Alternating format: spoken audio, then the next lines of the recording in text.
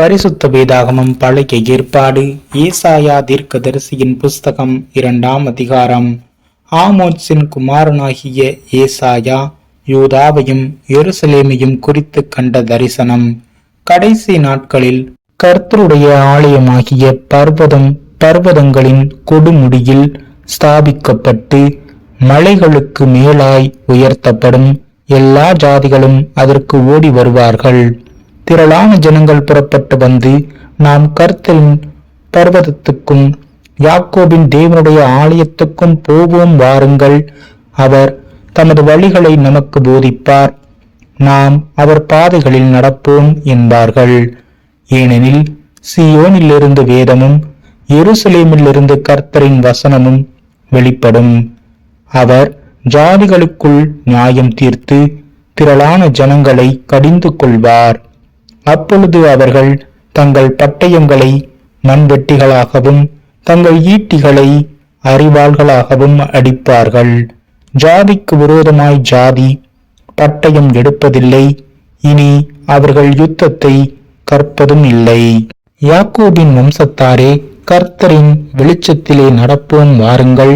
யாக்கோபின் வம்சத்தாராகிய உம்முடைய ஜனத்தை கை நெகிழ்ந்தீர். அவர்கள் கீழ்த்திசையாரின் போதகத்தால் நிறைந்து பெலிஸ்தரைப் போல் நாள் பார்க்கிறவர்களாயிருந்து அந்நிய புத்திரர் மேல் பிரியப்படுகிறார்களே. அவர்கள் தேசம் வெள்ளியினாலும் பொன்னினாலும் நிறைந்திருக்கிறது. அவர்கள் பொக்கிஷங்களுக்கு முடிவில்லை.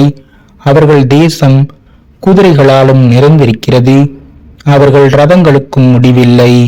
அவர்கள் தேசம் விக்கிரகங்களாலும் நிறைந்திருக்கிறது. தங்கள் கைகளின் கிரியையையும் தங்கள் விரல்கள் உண்டு பண்ணினதையும் பணிந்து கொள்ளுகிறார்கள். சிறியவனும் குனிகிறான், பெரியவனும் பணிகிறான். ஆகையால் அவர்களுக்கு மன்னியாதிருப்பீர். கர்த்தரின் பயங்கரத்திற்கும் அவருடைய மகிமை பிரதாபத்திற்கும் விலகி நீ கண்மலையில் ஒதுங்கி மண்ணில் ஒளித்துக்கொள். நரரின் மேட்டிமையான கண்கள் தாழ்த்தப்படும், மனுஷரின் வீராப்பும் தனியும். கர்த்தர் ஒருவரே அந்நாளில் உயர்ந்திருப்பார். எல்லாம் தாழ்த்தப்படும் பொருட்டு சேனைகளுடைய கர்த்தரின் நாளானது பெருமையும் மேட்டிமையுமானவை.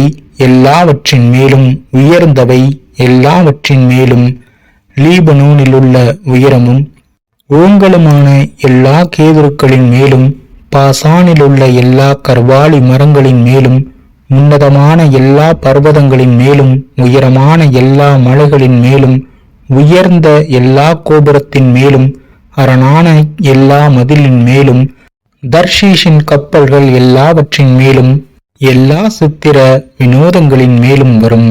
அப்பொழுது நரரின் மேட்டிமை தாழ்ந்து மனுஷரின் வீராப்பு தனியும். கர்த்தர் ஒருவரே அந்நாளில் உயர்ந்திருப்பார். விக்கிரகங்கள் கட்டோடே ஒளிந்து போம். பூமியை தத்தளிக்க பண்ண கர்த்தர் எழும்பும் போது அவருடைய பயங்கரத்திற்கும் அவருடைய மகிமை பிரதாபத்திற்கும் விலகி கண்மலைகளின் கெபிகளிலும் பூமியின் குகைகளிலும் புகுந்து கொள்வார்கள்.